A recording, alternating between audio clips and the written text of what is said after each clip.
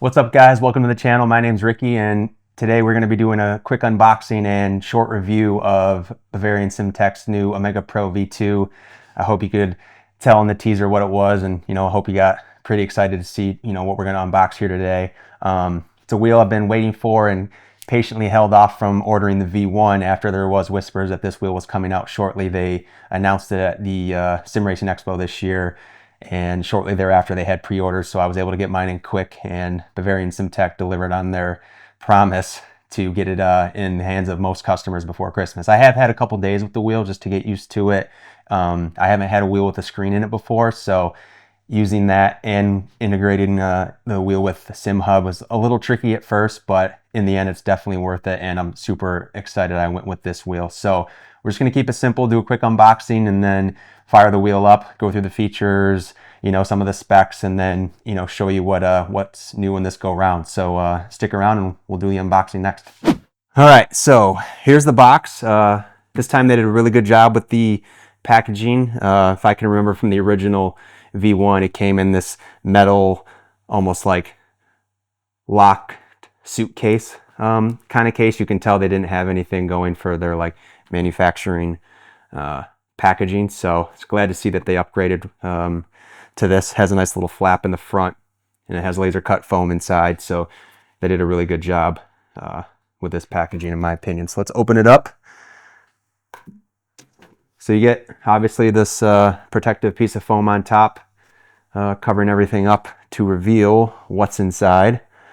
So let's start with the stickers. So the stickers are this really nice, I would say it's like a pretty thick and almost has like a plastic playing card kind of feel to it. I have no worries about, the rigidity or, how long these stickers can last. If you're really using your wheel a lot and kind of, putting it through its paces, I don't think these will ever, rub off or crease or, fade off from the labels on top. They do give you an extra set. This is for your rotary knobs, and then the labels in some of your switches.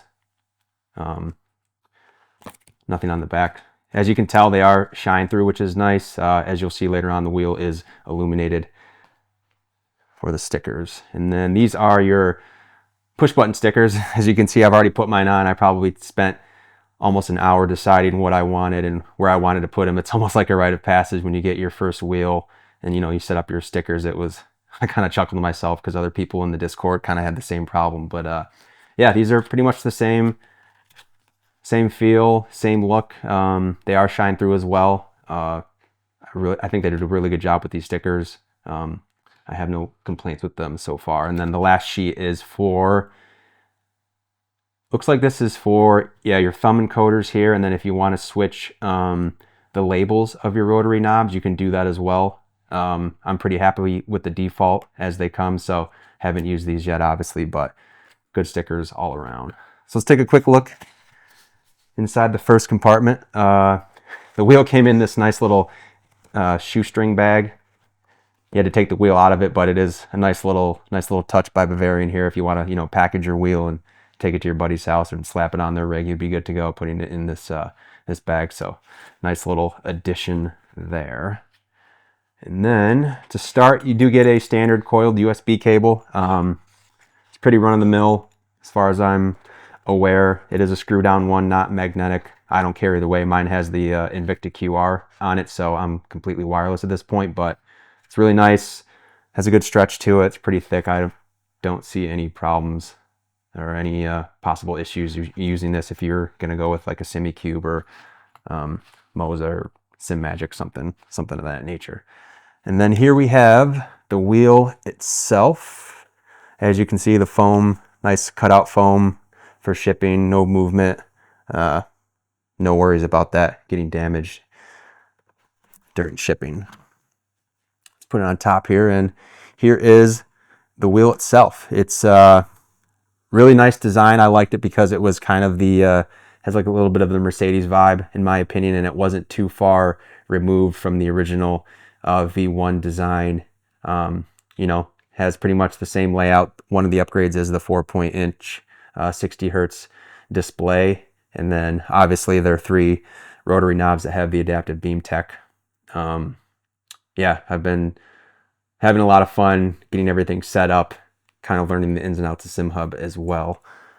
And then if we move it to the back, comes with 6 paddles by default, which is nice. I think in the original V1, it came with 4, and then you had the option to upgrade to 2. So I'm glad that they just went with 6, and that's standard. You don't have to worry about spending more to add two extra paddles. So good to see on that. And then I have my Invicta QR already set up. It was pretty easy. It comes, at least mine came uninstalled, but you basically just use these 4 screws right here.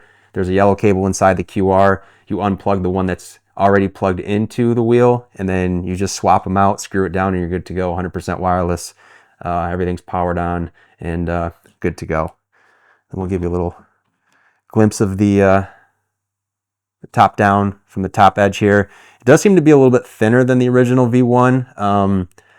If I had one gripe with the wheel, I wish it had maybe like a little more depth so it has that feeling of an actual wheel. It is a little bit of a pancake in my opinion, but I mean, I'm sure they cut down on weight, and then if you're, driving from the front, obviously you don't see how thick the wheel is, but you can be subjective sometimes when you're spending this kind of money. Yeah, and then one last little thing, but we'll also get into it later. They did add 2 additional buttons here. I use mine for ignition and start. As you can see, it's something I don't use often, but something I also don't want taking up on the front for buttons. I use more often during races. So yeah, I mean, that's pretty much the unboxing. That's the wheel. We're going to cut to a different angle with this fired up, and then we'll, run through some of the new features and give you some sound tests and shifter sound test. I know that's what you guys are here for. So stick around and we'll be right back. All right, so here's the wheel. It is a 300 millimeter wheel. I will say it feels more like a 290 to 285 wheel. I think the only reason it is 300 is because there's an aggressive bow on the outside of these grips. As you can see, if this was taken in a little bit more, it would probably be more like a 290 to 285. It feels very similar to my SimTech Forte in terms of kind of mass and overall feel. This works well for Formula cars, GT3, IMSA. I mean, you're obviously not going to be drifting in this wheel, or, rally cars, things of that nature, but I really love how this wheel feels. I was a little nervous at first, but it exceeded all of my expectations. Moving on, we do have 5 illuminated push buttons, 6 thumb encoders, and then 3 rotary knobs down here at the bottom, and then also 2 7-way funky switches, which is always nice if you're trying to go through the menus without having to use your mouse and keyboard. You do have these to use in a pinch. So as you can see, this is the default profile for the LEDs and how they're illuminated. I actually really like it. It's worked well for how I have most of my cars set up, so I haven't really changed it to a monochromatic blue or red or something like that. But I think it looks great. I like how everything is illuminated. Even the thumb encoders are, as you can see right here. These are where the stickers go, and they're shine through, so you can change those to any color you want as well. Moving into the push buttons, let's give them a little sound test here. I really like how these feel. They're super snappy. There's not a lot of play. It's a positive click. One of my gripes with the Forte was how squishy they kind of felt, and I didn't like how the labels were above the button, so the buttons themselves weren't lit. It was these little sections where you would put the sticker above that, and I did not like that at all. So here's your quick sound test. Let's see if you can, I'll move in a little bit so you can hear it. And it is the same sound, same feel across the board. Even for your buttons here in the back, they are the same buttons as well. The ones in the back though aren't illuminated, but who gives a shit? You don't see them, they're in the back. Set them for something you don't use often, you'll be good to go. Moving on to the thumb encoders. These are Gray Hill switches. They feel really, really good. They feel a lot better than what I had on the Forte. I didn't think it would make that much of a difference, but once I got it in hand, I was surprised on how much better these feel. There's, a very stiff indent or detent to them when you scroll them, so you're not going to slip. They're not going to, jump a couple positions if you're using them. Even with gloves, you'll be good to go. Moving down to the rotary knobs down here, this is your multi-switch. So this is part of the adaptive beam tech. this is where you would switch it to, you know, as you can see how I have my labels set up. If you want to, you know, put your dash up here, or your differential, your box, your volume control, you would then, you know, whatever you have it set here. So like say I switch it to my black box, I then have these two set up as my multi switches. So then, you know, you can scroll through your black box, and then if you need to make a quick change to your differential, you would click that and then use this switch or this switch over here to, you know, make the changes you need. Really nice feature. That's something that's expanded the inputs overall of this wheel. I think they said it's like over 120, don't quote me on it, but just having that, you know, really gives you basically limitless possibilities of how you want to set up your wheel and, you know, what functions you want to use, so on and so forth. And then over here I have it set up for strat. This is a 12-way, at least how I have it set up. It's a 12-way multi switch. So it stays in that position. It remembers what position it's in. And then you can, you know, maybe set this side to your ABS or your traction control as well. They do have pushes, or they do have a push button here too, as you can hear, which is nice. So that's 3 more inputs you can add to the list. And then the 7-way funky switches feel really good, all really stiff, positive detents. So moving to the screen, this is a 4.3-inch screen, up from 4.0 from the original version. It comes with your standard 3x3x15 LEDs, and these all are programmable. You know, you can use them with any profile on SimHub. You know, if you have a different wheel with a screen, I'm sure you're already aware of how to do that, you know, once you get this and once you want to set it up. The grips on the V1 I heard were amazing, so that was one of the reasons why I was leaning towards the V1, but I guess one of the only complaints of the wheel was the contour of the grips met with the housing a little too early. And so if there was a lot of, you know, movement through your thumb was making contact with the housing and the grips, and it could cause a little bit of irritation. But as you can see in this one, they changed it and extended the contour of the rubber molding up across the mold, or the molding, or the housing of the wheel, I'm sorry. And then this travels up a little bit farther too. So you basically have no contact with your thumbs and any piece of the, you know, the housing. It's just all ripper. It's all rubber, and it feels, you know, feels really good. I've had no calluses, no blisters. I don't even need to use gloves with this wheel, which is really nice. So this is probably one of my favorite features of the wheel. I know people that have owned other Bavarian SimTech wheels. They say their grips are probably the best in the business, and as of right now, I have no reason to disagree. Let's move to the back of the wheel really quick. As you can see, I mentioned in the unboxing part, comes standard with 6 paddles. You have your dual clutches here, and then you have your 4 push paddles. They aren't push-pull, which I don't really care. It's not a feature that I was looking for, but they do come with carbon fiber tabs right here, and you can adjust them in and out if you need to. I don't think these ones are adjustable, but the clutches and the shifter paddles are as well. We'll do a quick little sound test so you can hear how they sound. They sound really good. They feel so much better than my Fortes. That is the biggest issue I had with my previous wheel. The shifters were spongy, and if you were trying to shift quickly, you might get lost in the input, because it was like kind of hard to tell, you know, when it was going to reset. It was kind of like a mushy trigger, if you know what I'm talking about. So with these, it's super easy to snap through your gears and, you know, not miss a beat while you're doing it. So let's give those a quick little sound test.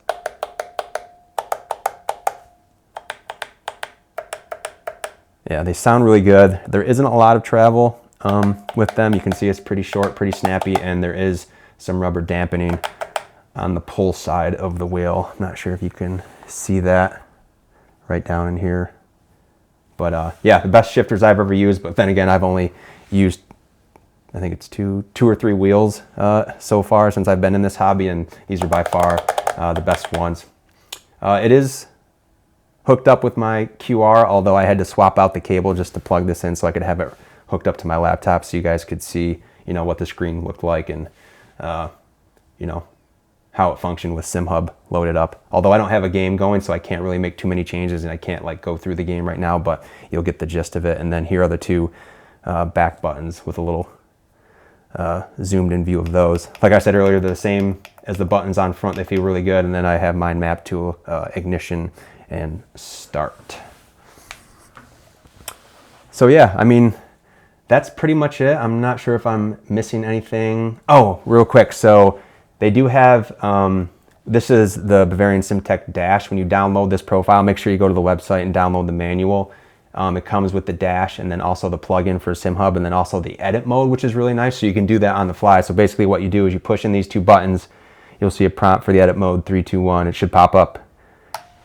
Good to go. And then you can go through and change the function of your thumb multi-switches, which is these ones right here. So as you can see, I have this one, this bottom one enabled, and then I don't have this one enabled. I'm just using this one right now for my multi-position switch. And then down here, you can change your left and right to either a 12-position switch or an encoder. So you just click them and you can cycle through. You can have one or the other, have them both the same, or have them both 12-position. I have mine set in the 12-position one. And then if you want to do your dual clutch down here at the bottom, you can see that's my left one set, and then my bite point's at 62%, and then the right one goes all the way up to 100. There was a bug on initial release, but they upgraded, or they are working on a fix for that at some point. I'm not sure if it's out yet. I haven't checked, but I haven't had an issue with you know, a little bit of jitter in the signal towards the bottom of the clutch. So it's been good on all fronts for me. Yeah, and then to exit the mode, you just push the middle button, takes you out of it, you're good to go. You don't have to go into SimHub to make any changes that you might want to make on the fly. Yeah, I mean, that's pretty much the wheel. I try to keep it simple. I'm not going to go too in depth in the SimHub stuff. Obviously, if you have experience with that, I'm just wasting your time at that point. But for people that were deciding on this wheel, I wanted to kind of show them what was new, how it looks, how it functions, sounds, etc. You know, and maybe sway your decision towards this wheel. I'm glad I waited for this one. I'm glad I chose this one. I was in the market for a wheel and I was debating between the Omega Pro V1 and then some of the wheels from GSI, Asher Racing, Cube Controls, wheels like that. But this one, in my opinion, is the best looking wheel with the best grips. So just that alone swung me in their direction. So yeah, I'm super happy with this wheel. You know, if you have any questions, just drop them down in the comments below. You know, like, subscribe. This is my first video. Hope you guys found it useful for anyone in the market for this wheel. And we'll be doing more videos in the future. Not all sim racing stuff. It will be more of a tech review, tech unboxing kind of channel. So I figured I would start with this since it's simple and I don't have to go too in depth with it. But appreciate you guys tuning in. This is Ricky once again, and my channel is Ricky Review. So if you can, drop a comment, like, subscribe, all that good stuff, and we'll catch you in the next one. Peace.